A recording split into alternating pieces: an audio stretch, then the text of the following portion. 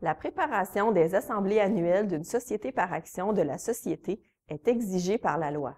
Elle s'avère une manière efficace de tenir à jour le livre des procès-verbaux et ainsi vous éviter, par exemple, tout retard inutile dans l'obtention d'un financement ou toute complication superflue advenant le décès ou l'inaptitude de l'un des actionnaires ou administrateurs de la société ou un conflit entre eux.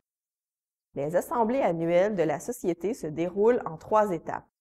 D'abord, une première réunion des administrateurs pour approuver les états financiers qui seront présentés aux actionnaires.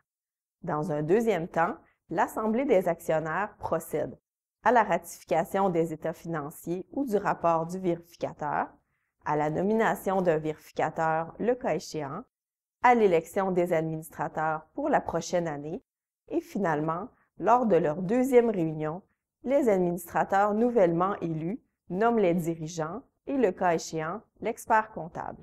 Il est à noter que le mandat de chaque administrateur prend fin à la clôture de la première réunion des administrateurs.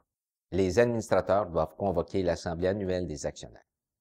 À défaut, cette assemblée peut être convoquée par les actionnaires eux-mêmes. L'avis de convocation est transmis à chaque actionnaire habile à y voter et à chaque administrateur dans le délai prévu au règlement de la société, ou à défaut, au moins 10 jours avant la tenue de l'Assemblée.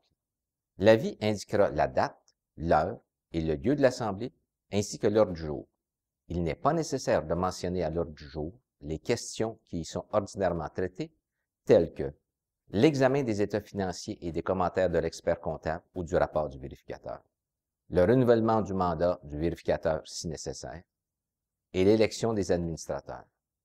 L'avis doit faire état de toute autre question à l'ordre du jour, avec suffisamment de détails pour permettre aux actionnaires de se former un jugement éclairé sur celle-ci. Au besoin, l'avis indiquera également la date maximum à laquelle les procurations des actionnaires qui veulent se faire représenter doivent être reçues par la société.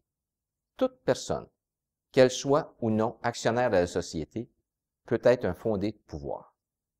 La procuration est faite par écrit et signée par l'actionnaire devant être représenté. Tout actionnaire peut renoncer à l'avis de convocation et sa seule présence à l'Assemblée équivaut à une renonciation de l'avis.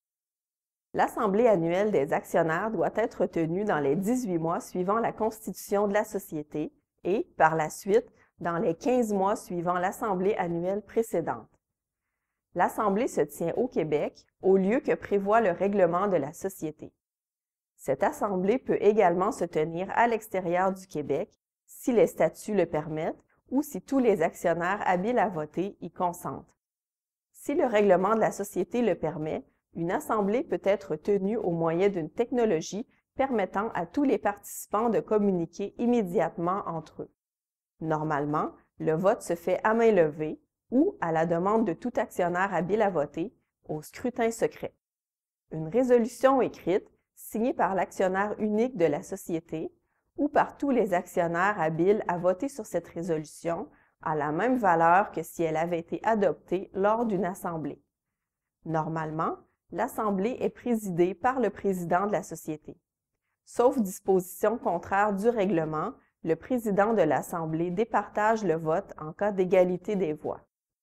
Quant à la deuxième réunion des administrateurs, rappelons que le conseil d'administration peut y créer des postes de dirigeants et y nommer d'autres personnes et préciser leurs fonctions telles que le président, le responsable de la direction ou de l'exploitation ou des finances et le secrétaire. Les dirigeants, en leur qualité de mandataire de la société, sont soumis aux mêmes obligations que les administrateurs. Nous vous rappelons que ces documents doivent être conservés dans le livre de minutes de la société. Nous souhaitons que ces informations vous soient utiles.